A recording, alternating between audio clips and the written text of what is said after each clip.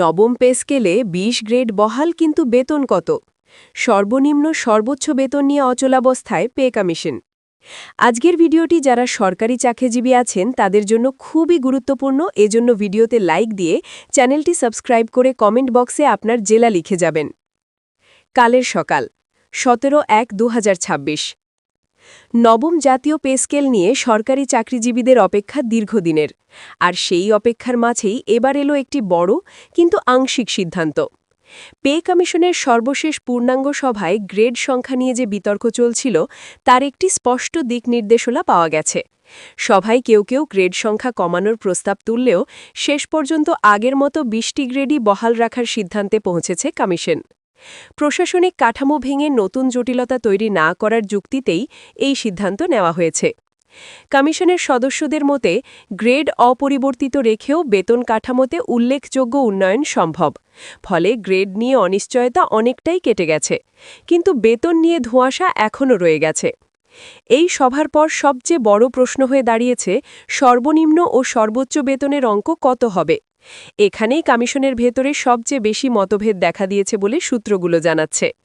কেউ মনে করছেন বর্তমান মূল্যস্ফীতি ও জীবনযাত্রার ব্যয় বিবেচনায় সর্বনিম্ন বেতন বড় অঙ্কে বাড়ানো দরকার। আবার অন্য একটি পক্ষ বলছে রাষ্ট্রের সামগ্রিক আর্থিক সক্ষমতা মাথায় না রাখলে ভবিষ্যতে চাপ তৈরি হবে। এই টানাপোড়েনের কারণেই পুরো বেতন কাঠামো এখনও চূড়ান্ত করা সম্ভব হয়নি। সর্বনিম্ন ও সর্বোচ্চ বেতন নির্ধারিত না হলে অন্য কোনো সুপারিশ কার্যকর করা যাচ্ছে না। পে কমিশন সূত্র বলছে গ্রেড সংখ্যা কমানোর প্রস্তাব থাকলেও সেটি বাস্তবায়ন করলে প্রশাসনিক ও আইনগত জটিলতা তৈরি হতে পারে। তাই কমিশন কৌশলগতভাবে আগের কাঠামোর ভেতরেই পরিবর্তন আনার পথ বেছে নিয়েছে। বৃহস্পতিবার সন্ধ্যায় এক সদস্য গণমাধ্যমকে জানান গ্রেড না বদলে বেতন বাড়ানোর দিকেই সুপারিশ যাবে। এতে চাকরিজীবীদের পদমর্যাদা অপরিবর্তিত থাকবে, কিন্তু আর্থিক সুবিধা কিছুটা বাড়তে পারে। এই সিদ্ধান্ত অনেকটা বাস্তববাদী বলেই মনে করছেন সংশ্লিষ্টরা।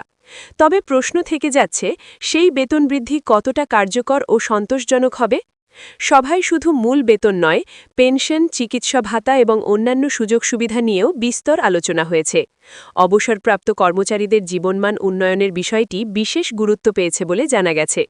কিন্তু এখানেও মূল বাধা হয়ে দাঁড়িয়েছে সর্বনিম্ন ও সর্বোচ্চ বেতনের অঙ্ক। কারণ এই দুটি সীমা নির্ধারিত না হলে পেনশন ও ভাতার হিসাবও চূড়ান্ত করা যায় না।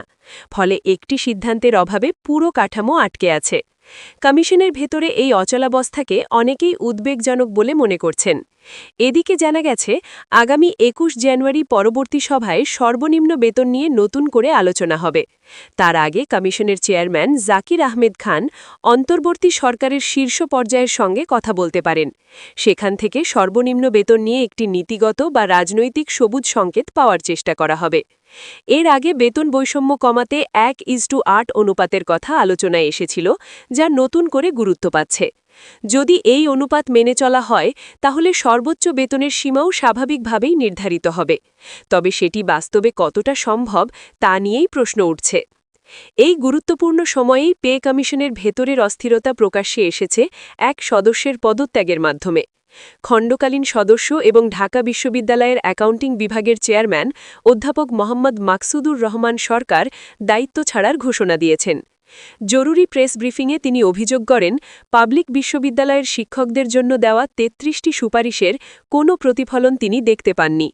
এতে তিনি হতাশ হয়ে কমিশন থেকে সরে দাঁড়ানোর সিদ্ধান্ত নেন। তার পদত্যাগ কমিশনের অভ্যন্তরীণ মতবিরোধকে আরও স্পষ্ট করে তুলেছে। সব মিলিয়ে নবম জাতীয় পে স্কেল এখন এক গুরুত্বপূর্ণ সন্ধিক্ষণে দাঁড়িয়ে আছে। গ্রেড সংখ্যা চূড়ান্ত হলেও বেতনের মূল কাঠামো এখনও অনিশ্চিত। সরকারি চাকরিজীবীরা একদিকে আশাবাদী, অন্যদিকে উদ্বিগ্ন হয়ে তাকিয়ে আছেন কমিশনের পরবর্তী সিদ্ধান্তের দিকে।